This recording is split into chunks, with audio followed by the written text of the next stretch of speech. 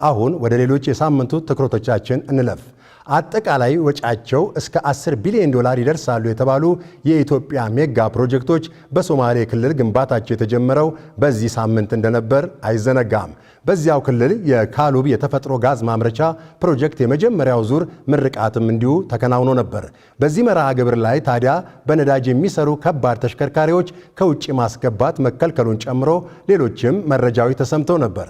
ኤርሚያስ በጋሻው በተከታዩ ትኩረት ዘገባው ወደ ኋላ መለስ ብሎ ያስታውሰናል። እንከታተለው። ኢትዮጵያ አሁን በደረሰችበት የህዝብ ብዛትና የምጣኔ ሀብታዊ ደረጃ ለነዳጅና ማዳበሪያ በውጭ ምንዛሬ የምታወጣቸው ወጪዎች ናቸው ትልቁን ድርሻ የሚይዙት። መረጃዎች እንደሚያሳዩት በዓመት ለነዳጅ የሚወጣው አገራዊ ወጪ 4 ቢሊዮን ዶላርን ተሻግሯል። ይህን ከፍተኛ ወጪ ለማስቀረትና ቢያንስ ለራስ ለመትረፍ ደግሞ ነዳጅና የተፈጥሮ ጋዝ ፍለጋ ከተጀመረ ከአንድ ክፍለ ዘመን በላይ አልፏል። እንደ ጎርጎሮሳውያኑ የዘመን ቀመር 1972 የአሜሪካው ቴናኮ ኩባንያ ነበር በኦጋዴን አካባቢ የነዳጅና ተፈጥሮ ጋዝ ክምችት መኖሩን ያሳወቀው። ይህ ከሆነ ደግሞ ግማሽ ክፍለ ዘመን አለፈው። ዘውዳዊውን ስርዓት ጥሎ ደርግ ወደ ስልጣን ሲመጣ ደግሞ የቀድሞው ሶቪየት ህብረት የነዳጅ ኩባንያ ስራውን ተረከበ። እርሱም ኢህአዴግ ደርግን ጥሎ ወደ ስልጣን ሲመጣ ከአገር ተባረረ። እንዲህ እያለ አንዱ ኩባንያ ሲወጣ በሌላኛው ሲተካ ነው የቻይናው ጂሲኤል ጋር የደረሰው።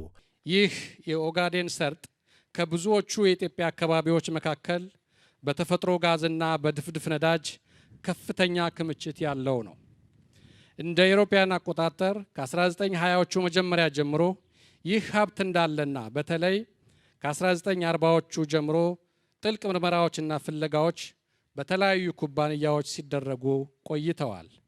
እንደ አውሮፓውያን አቆጣጠር ከ1970ዎቹ መጀመሪያ ላይ የነዳጅ ጉድጓዶች መቆፈር ተጀምሮ ላለፉት 53 ዓመታት በርካታ ኩባንያዎች በተለያዩ የኦጋዴን አካባቢዎች ጥናቶችና የነዳጅ ጉድጓድ ቁፋሮች ሲያከናውኑ ቆይተዋል።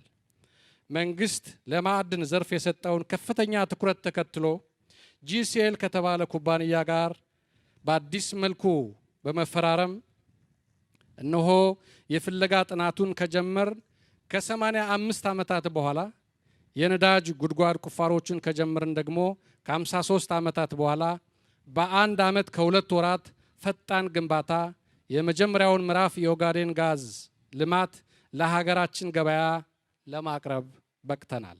የቻይናው ፖሊ ግሩፕና የሆንግ ኮንጉ ኮንኮርድ ግሩፕ በጋራ ባለቤትነት የያዙት ፖሊ ጂሲኤል የመጀመሪያውን በካሉብና ሂላላ በነዳጅ ፍለጋና ልማት ላይ ለመሰማራት ፈቃድ ያገኘው ከ12 ዓመታት በፊት ነበር። ከዚያ በኋላ ትናንት የመጀመሪያውን የጋዝ ፕሮጀክቱን ጂሲኤል እስከሚያስመርቅ በርካታ ውጣ ውረዶችን አልፏል።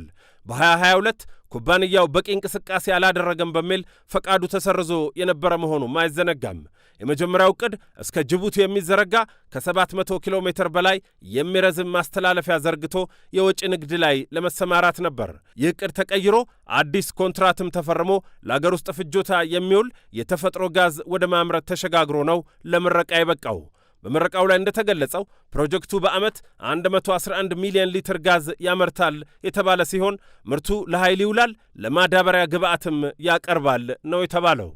ዛሬ በዚህ ስፍራ 1000 ሜጋዋት ኢነርጂ የሚያመርት በማምረት አቅሙ የህዳሴን ግማሽ የሚሆን በሜጋዋት ሳይሆን በኢነርጂ ማምረት አቅሙ የህዳሴን ግማሽ ያክል ኢነርጂ የሚያመርት የጋዝ ኢነርጂ ማምረቻ ነው።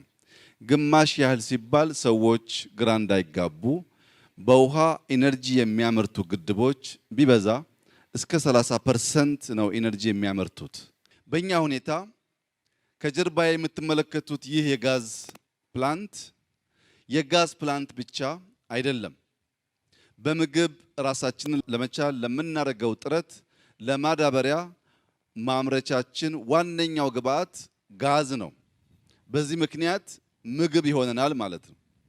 በሌላ መንገድ 1000 ሜጋዋት ኢነርጂ እናመርታለን፣ ከዚያም ክሪፕቶ ማይን እናደርጋለን ስንል 100% ግብዓቱ ጋዝ ነው። በዛሬው ዕለት በመጀመሪያው ምዕራፍ የተፈጥሮ ጋዝን የሚያጣራና ወደ ፈሳሽነት የሚቀይር ፋብሪካን እውን አድርገናል። ይህ ፋብሪካዎችና ተሽከርካሪዎች የሚጠቀሙት አዲሱ አማራጭ የኃይል ምንጭ ነው። ከፊት ለፊታችሁ የምታዩቸው ተሽከርካሪዎች በዚህ ፋብሪካ ተጣርቶ በተቀነባበረ የተፈጥሮ ጋዝ የሚንቀሳቀሱ ናቸው። ኢትዮጵያ በራሷ የነዳጅ ምርት ተሽከርካሪን አንቀሳቅሳለችና ይህ የረጅም ጊዜ ምኞታችን እውን ሆኗልና እንኳን ደስ ያላችሁ፣ እንኳን ደስ ያለን ማለት እፈልጋለሁ። የካሉብ የተፈጥሮ ጋዝ ፕሮጀክት የመጀመሪያው ዙር ምርቃት ብቻ ሳይሆን የሁለተኛው ዙር መሰረት ድንጋይ የማስቀመጥ ስነ ስርዓትም ተከናውኗል። ፕሮጀክቱ በሁለተኛው ዙር 1.3 ቢሊዮን ሊትር ጋዝ የማምረት አቅም አለው ተብሏል። እዚሁ መርሃ ግብር ላይ ጠቅላይ ሚኒስትር አብይ አህመድ የትራንስፖርት ወጪን ጨምሮ የዜጎችን የኑሮ ውድነት ጫና ይቀንሳሉ ያሏቸውን አዳዲስ መረጃዎችም ይፋ አድርገዋል። በዚህ ዓመት ቢበዛ በአንድ ዓመት ጊዜ ውስጥ 2000 የሚጠጉ የአዲስ አበባ ከተማና ወደ ክልል የሚሄዱ ባሶች አሁን ከሚጠቀሙት ነዳጅ ወደ ጋዝ እንቀይራለን። እነዚህ 2000 መኪናዎች ሲቀየሩ የትራንስፖርት ዋጋ ቢበዛ ወይም ቢያንስ አሁን ካለው በ50% በሚቀጥለው ዓመት እንቀንሳለን። በከተሞቻችን ያለው ዋናው ችግር የሊቪንግ ኮስት ነው። ይሄ ሊቪንግ ኮስት አንደኛው ምክንያት ቤት ነው። ከ1.5 ሚሊዮን በላይ ቤት እንገነባለን ያልነው የዜጎቻችን የሊቪንግ ኮስት ጫና የሚያስከትለውን አንዱን ችግር እንቀርፋለን ለማለት ነው። ከዚህ ቀደም ነዳጅ የሚጠቀሙ አነስተኛ ተሽከርካሪዎች ወደ አገር ቤት ማስገባት እንደተከለከለ ሁሉ ከዚህ በኋላ ደግሞ ነዳጅ የሚጠቀሙ ከባድ ተሽከርካሪዎች ማስገባት መከልከሉንም ጠቅላይ ሚኒስትር አብይ አስታውቀዋል። ልክ በኤሌክትሪክ ለሚሰሩ ተሽከርካሪዎች እንደሚደረገው ድጋፍ ማንኛውም ባለሀብት ጋዝ የሚጠቀም ከባድ ተሽከርካሪ ካስገባ ከቀረጥ ነፃ መደረግን ጨምሮ ድጋፍ እንደሚደረግለትም ተናግረዋል። ሌላኛው ጉዳይ ደግሞ ማዳበሪያ ነው። መረጃዎች እንደሚያሳዩት ኢትዮጵያ በዓመት ማዳበሪያ ከውጭ ለማስገባት እስከ 1.5 ቢሊዮን ዶላር ወጪ ታደርጋለች። በኢትዮጵያ ማዳበሪያ ኢኮኖሚያዊ ብቻ አይደለም፣ ማህበራዊም ፖለቲካዊ መልክ ያለው ትልቅ የምርት ግብዓት ነው ማለት እንችላለን። ከግዢው ጀምሮ እያንዳንዱ አርሶ አደር ማሳ ላይ እስከሚደርስ ያለው ሂደትም ቀላል የሚባል አይደለም። እንግዲህ ይህን ችግር ለመቅረፍ በአገር ውስጥ የማዳበሪያ ፋብሪካ ለመትከል ከዚህ ቀደም እምብዛም ያልተሳኩ የተደረጉ ሙከራዎች ነበሩ። አሁን ደግሞ በናይጄሪያዊው ባለሀብት አሊኮ ዳንጎቴ ኩባንያና በኢትዮጵያ ኢንቨስትመንት ሆልዲንግ በጋራ ጎዴ ላይ የዩሪያ ማዳበሪያ ፋብሪካ የመሠረተ ድንጋይ ተጥሏል። እዚያው በጂሲኤል ለሚገነባው የነዳጅ ማጣሪያ ፋብሪካ ግንባታም መሠረት ተጥሏል። የጎዴው ነዳጅ ማጣሪያ ከሂላል ድፍድፍ ነዳጅ በማውጣት በዓመት እስከ 3.5 ሚሊዮን ቶን የማምረት አቅም አለው ነው የተባለው። የማዳበሪያ ፋብሪካው ደግሞ እስከ 3 ሚሊዮን ቶን ያመርታል ተብሏል። ጠቅላይ ሚኒስትር አብይ አህመድ በሥነ ሥርዓቱ ላይ ባደረጉት ንግግር አሰብ ላይ ስለነበረው የነዳጅ ማጣሪያ ታሪክም አንስተዋል። ሪፋይነሪ በቆመበት እንዲበላሽና እንዲጠፋ መደረጉ እጅግ የሚያስቆጭ ተግባር ስለሆነ ያ ቁጭታችንን በምሬት በለቅሶ በሐዘን ሳይሆን እንዲህ በተግባር በመስራት መወጣት ስላለብን እዚህ ቦታ ዛሬ ያስጀመርነው ሪፋይነሪ 3.5 ሚሊዮን ሜትሪክ ቶን ማለት እዚያ አሰብ ካጣ ነው ቢያንስ 4 እጥፍ ማለት ነው።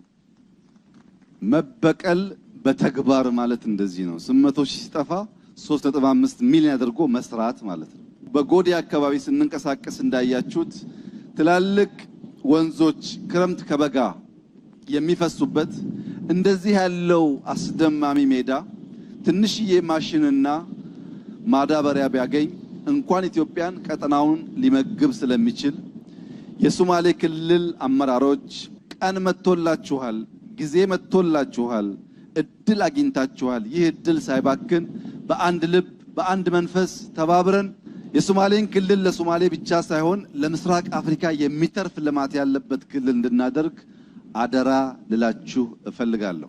ለማጠናቀቅ 40 ወራት ይፈጃል የተባለው የማዳበሪያ ፋብሪካ ባለቤትነት 40 በመቶ የኢትዮጵያ ኢንቨስትመንት ሆልዲንግ ሲሆን ዳንጎቴ ግሩፕ 60 በመቶ ድርሻ ይኖረዋል። አጠቃላይ ወጪውም 2.5 ቢሊዮን ዶላር ይሆናል ነው የተባለው። በአጠቃላይ እነዚህ በሶማሌ ክልል እስከ 10 ቢሊዮን ዶላር ወጪ የሚደረግባቸው ፕሮጀክቶች ከ3 እስከ 4 ዓመት ውስጥ ተጠናቀው እንደሚመረቁ የተነገረ ሲሆን እስከ 5000 ለሚሆኑ ዜጎችም የሥራ ዕድል ይፈጥራሉ ተብሏል። ጎዴ ላይ የተጀመሩት በአመት 3 ሚሊዮን ሜትሪክ ቶን የሚያመርተው ይህም ለሀገራችን በአሁኑ ወቅት የሚውለውን ፍጆታ 3 እጥፍ የሚያክል ዩሪያ ማዳበሪያ የሚያቀነባብረው ዳንጎቴ ጎዴ ማዳበሪያ ፋብሪካ እንዲሁም በሁለት ምዕራፎች ተከፋፍሎ የሚጠናቀቀው የድፍድፍ ነዳጅ ማጣሪያ ፋብሪካ ሁለቱም ምዕራፎች በሚጠናቀቁ ጊዜ የሀገራችንን የናፍጣና ቤንዚን ፍላጎታችንን ከ80 እስከ 90 በመቶ የሚሸፍን ሲሆን ፕሮጀክቶቹ በተቀመጠው ምዕራፍ መሰረት ከ2 እስከ 4 ዓመታት የሚጠናቀቁ ከካሉብ እስከ ጎዴ የሚዘረጋውን 108 ኪሎ ሜትር ርዝመት ያለውን የነዳጅ ቱቦ በማካተት ከ4 ቢሊዮን ዶላር ወጪ የሚደረግባቸው ከ5000 በላይ ዜጎች የስራ ዕድል የሚፈጥሩ ሜጋ ፕሮጀክቶች ናቸው።